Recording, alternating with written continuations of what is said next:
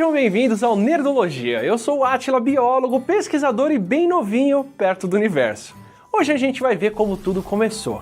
Em 1965, os trabalhos planejados para a antena de Holmdel da Bell Labs tinham acabado, e dois astrônomos de lá, Arno Penzias e Robert Wilson, aproveitaram a antena livre para estudar as ondas de rádio vindas da borda da Via Láctea. Mas eles tinham um problema, um chiado de fundo. Ondas de rádio que atrapalhavam a medição deles. E não importava para onde mirassem a antena, o ruído estava sempre lá. Como Bill Bryson conta em Breve História de Quase Tudo, eles fizeram o que podiam para acabar com esse ruído.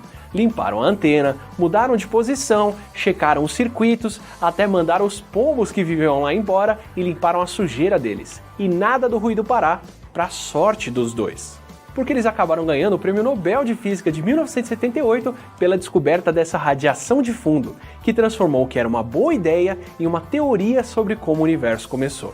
Einstein e outros já tinham uma ideia bem simples do começo do universo no começo do século XX, a de um universo estático, que sempre foi assim, onde a matéria é criada constantemente.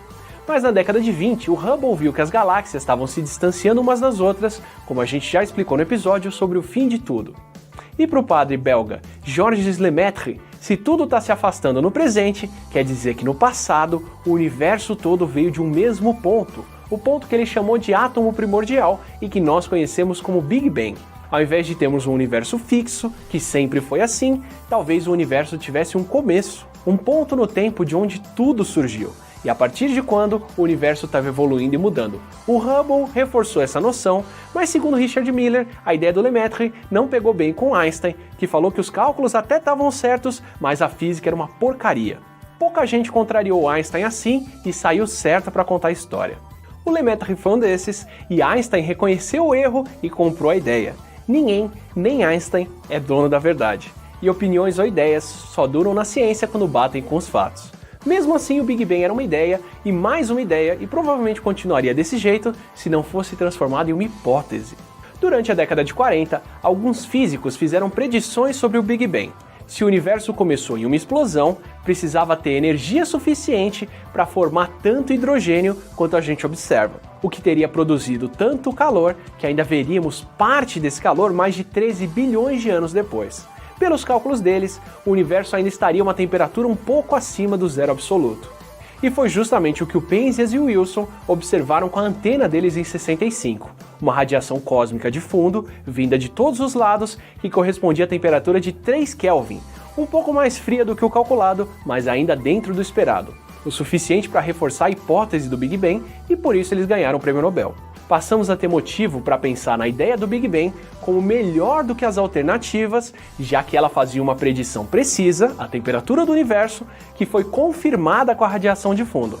E de quebra, deu motivos para inaugurar uma nova era de observação do universo.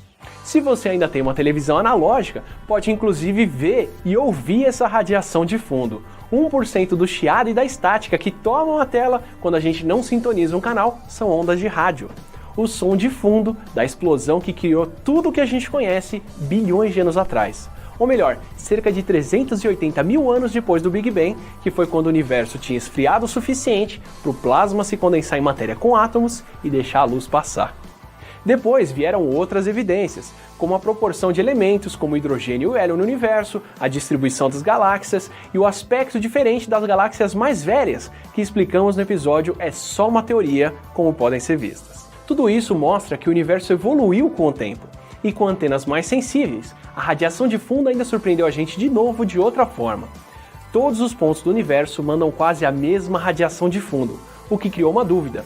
Como regiões que estão tão separadas que a luz ainda não teve nem tempo de ir de um ponto até outro, conseguiram equilibrar a temperatura delas. Como que o universo pode ser tão uniforme se ele é tão grande? E como de que é feito o universo conta, quem deu uma solução para esse problema foi Alan Guth. Em 1980, ele propôs a inflação cósmica, a ideia de que logo depois do Big Bang, o universo passou por uma fase de expansão absurda, dobrando de tamanho mais de 100 vezes seguidas.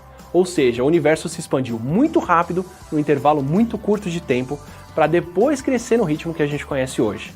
E ele é tão uniforme porque todas essas partes estavam em contato umas com as outras antes da inflação. A ideia de inflação cósmica está hoje no mesmo ponto que a ideia do Big Bang no começo do século passado.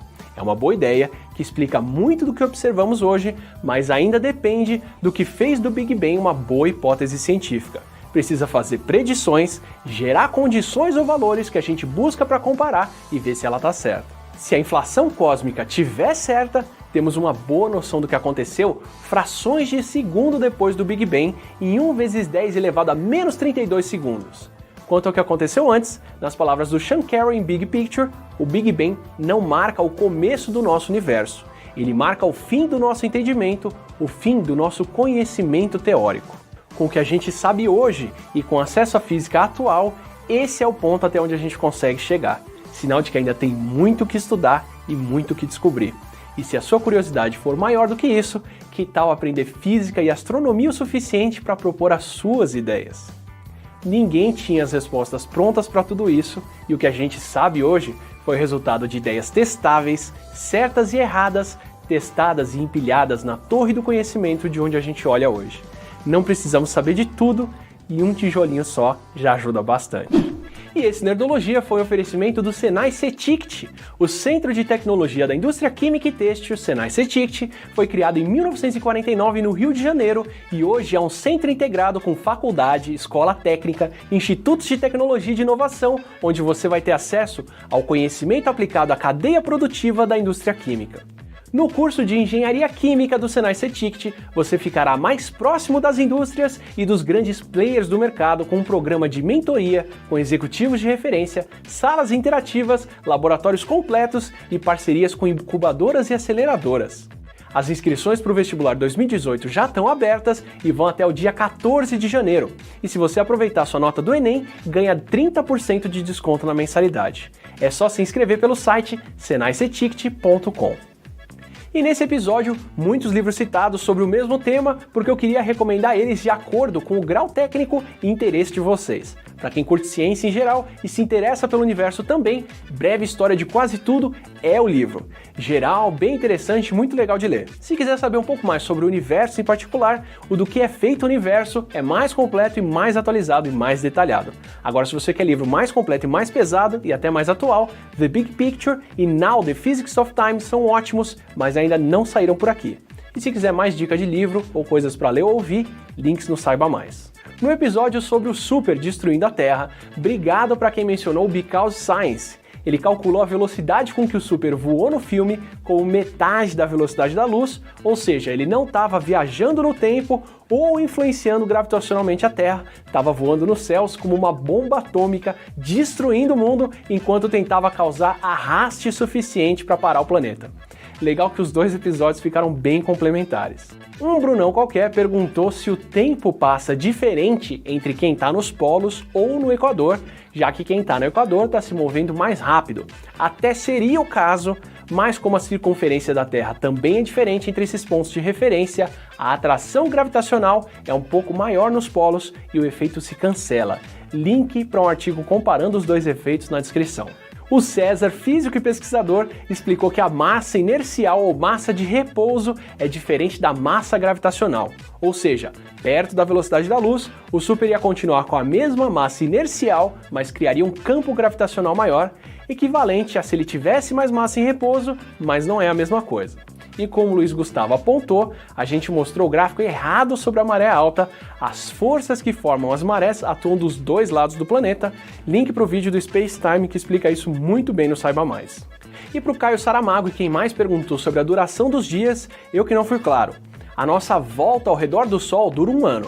Ignorando valores quebrados, durante esse 1 ano que a gente gira ao redor do Sol, a Terra gira no próprio eixo 365 vezes. Por isso, 1 ano tem 365 dias de 24 horas.